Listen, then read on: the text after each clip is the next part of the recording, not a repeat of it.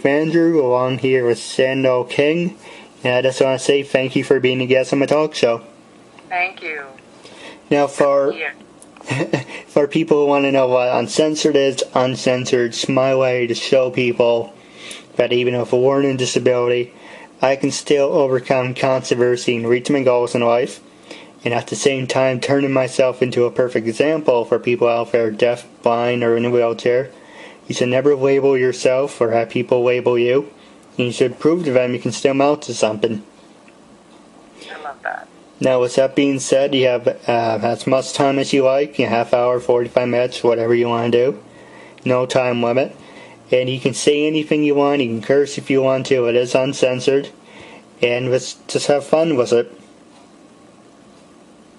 Okay. So, starting off, what can you tell me about yourself? Well, I'm a former microbiologist of 11 years, and I was pretty much raised in Atlanta and born in Grand Bahama in the Bahamas. I currently reside here in Dallas, Texas, and right now I'm a producer and the founder of La Vie Theaters. I do a lot of movies now and theater productions in New York as well as here in Dallas. Right now, I'm working on 2 films, and one is in New York, and I'm working as an associate producer there, and the other one is here in Dallas, Texas, where I'm working as the line producer. So between those 2 places, I'm constantly busy, but it's a good busy, as well as I'm producing my ballet that goes up again in the theater district in New York City called the Shepherd's Vineyard, and this is the 2nd year. And each year with my productions, we always donate a portion of our proceeds to a research facility because of my background in microbiology. So for the past 5 years, I've been putting productions on in New York City. The first 3 years we gave to the Breast Cancer Research Foundation, and the last 2 years it has been the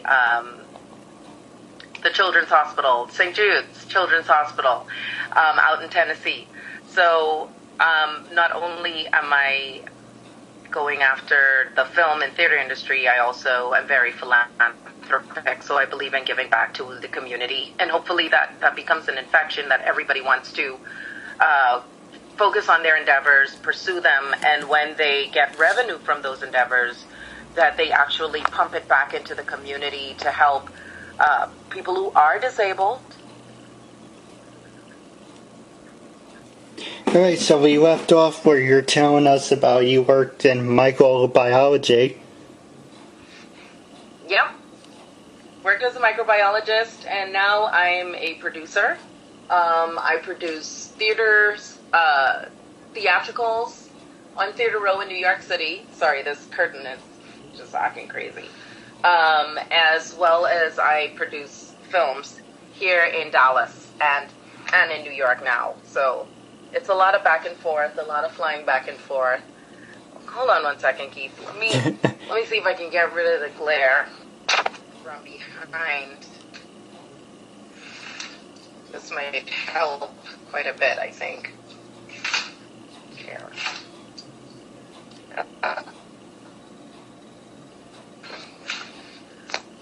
Alright, I think that helps quite a bit. There we go. Is it better or no? Well, anything can happen live. Much better, much better. Technical issues. Okay. For listeners who they want to know, are you from the New York area or are you from Texas? Actually, right now it's both. I moved to Texas about 2 years ago, but I've literally been here maybe a year because I've been flying so much back and forth. So I'm pretty much, I don't know if you could call it, it's not bi-coastal, but I'm between places. I'm in New York and Dallas. All right. Now you were saying that you own your own theater company. Yeah. Now how would one say? Well, for example, if I wanted to work for you, how would that go about? If anybody wants to consider pursuing an endeavor with La Vie Theaters, they would just go to info@lavietheaters.org and send me their resume and their area of expertise. So if you're a set designer, for example, or you're a line producer or director, or if you're just interested in interning to learn the nature of the business in production, theater or film, definitely they can go to info@lavietheaters.org. All right, well, after the show, I would like to talk to you about it. Okay. Now, what can you tell me about your college years? Were you a study nerd, party animal? Actually, I was a study nerd. Really don't have those great stories like everybody has about college. I ended up graduating from high school at 16 years old in the Bahamas, and was so that put me in a special program that they have here in the United States. So curfew was 12 o'clock till I was off age. At 19 years old, I graduated with my Bachelor's of Science degree, summa cum laude in biology and chemistry, and started my first job as a microbiologist/biochemist at Biolab in Decatur, Georgia. So that's my college years. It was just books. Did you ever get the chance to do one of those human pyramids, or were you athletic? I was very athletic. Didn't do the human pyramid thing, although that sounds like fun.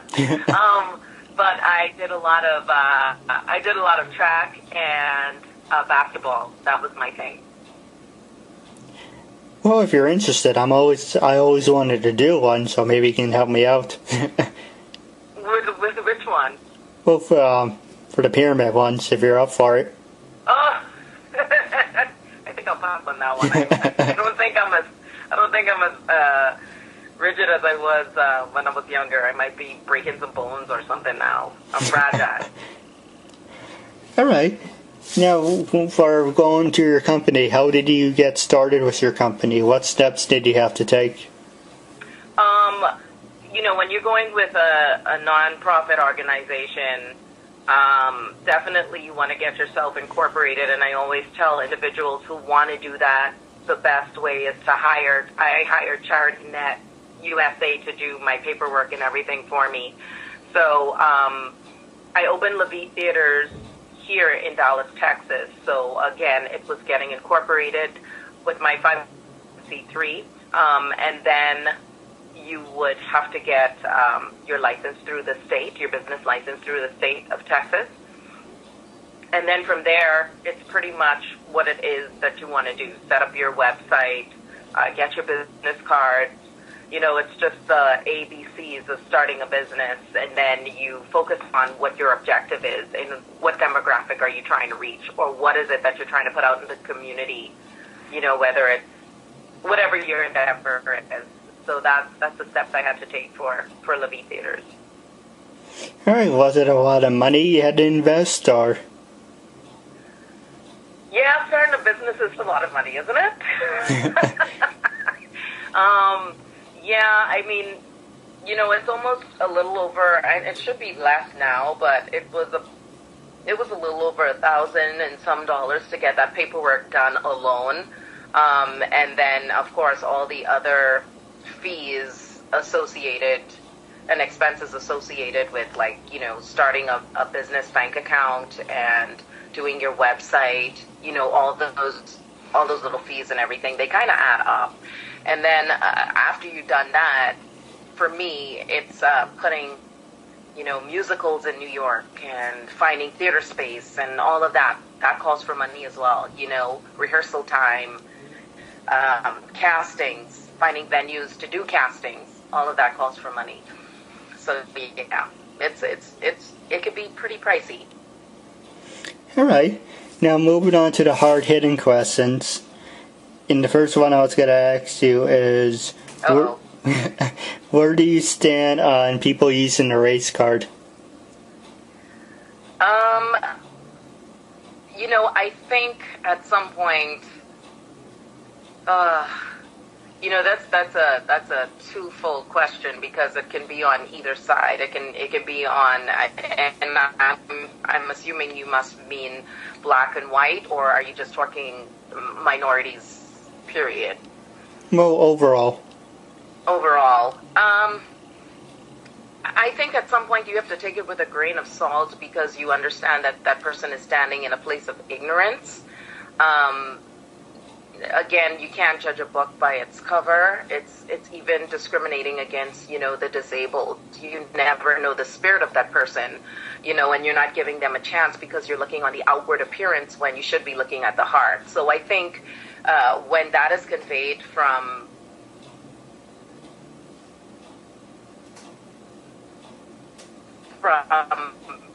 individuals to yourself or to my who's in the minority bracket, it gets to a place where it gets dangerous for you, then I would say definitely take the necessary steps you need to take as far as getting the authority involved and all that good stuff as well. Okay, I was breaking up. Could you repeat what you were saying, please? Oh, can you hear me now?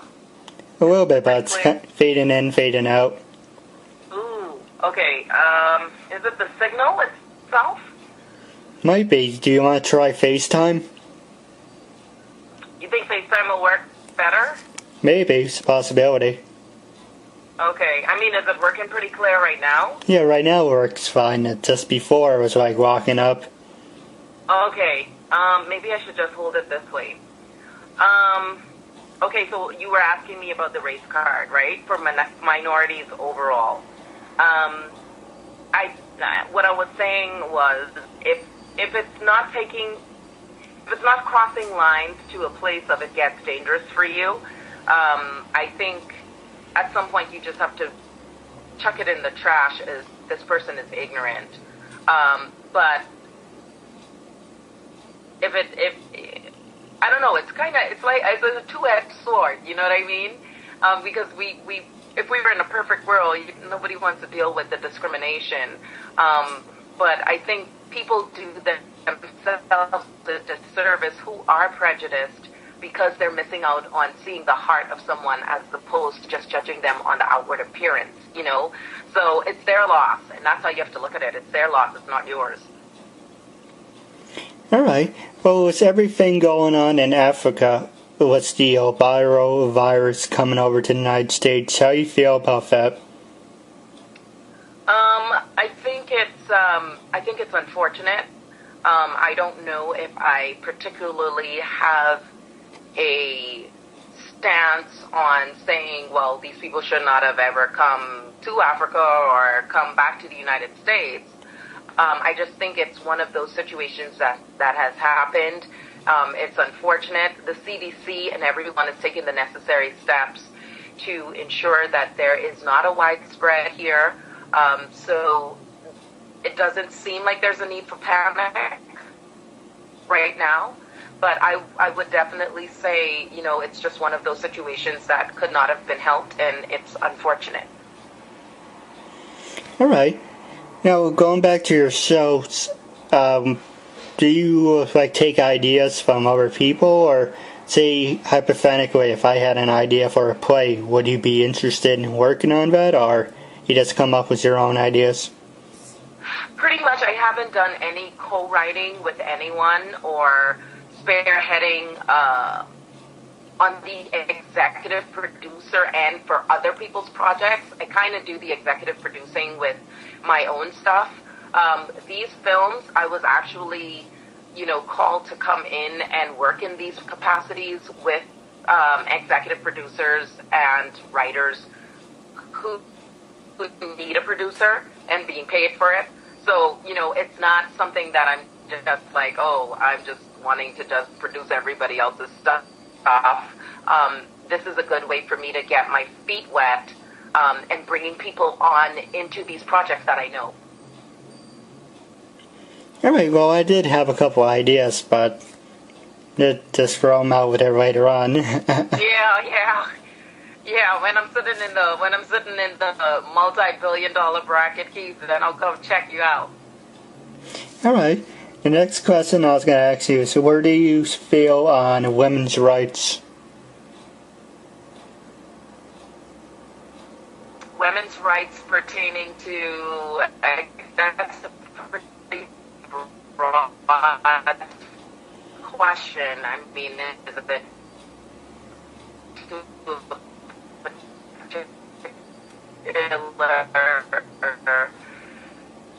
like, are you talking specifics to?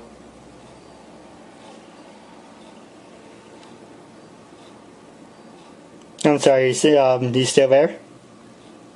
Yeah, I'm here. No, I just mean like, as your point of view, how you feel about women's rights. Can you hear me? Yeah, it's fading in and out. I mean, if this is, if we're, it's fading in and out. What about now, Keith? Is it better? Not really. Seems to be okay.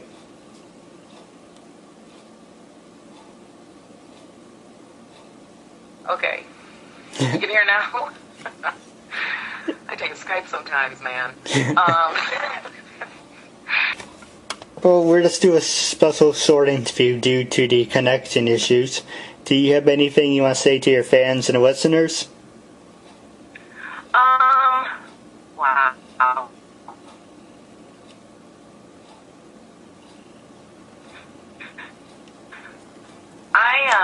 I would like to encourage everyone who has a dream, especially aspiring talent, filmmakers, anybody who is pursuing a dream or a vision.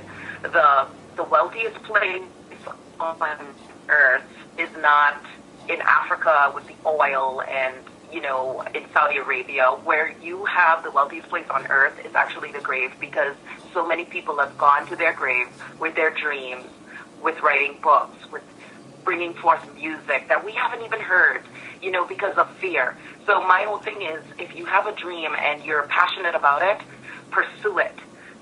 Don't let anybody talk you out of your endeavors. I had that happen to me, and, those same people are where they are, and I'm a lot further than they are because I did not listen to what they had to say. So it's not about them, it's about you. And I want to applaud you too, Keith, because I'm sure there was people to tell you not to do this, or it wasn't going to work, or it's going to be unsuccessful, nobody's going to want to be on board.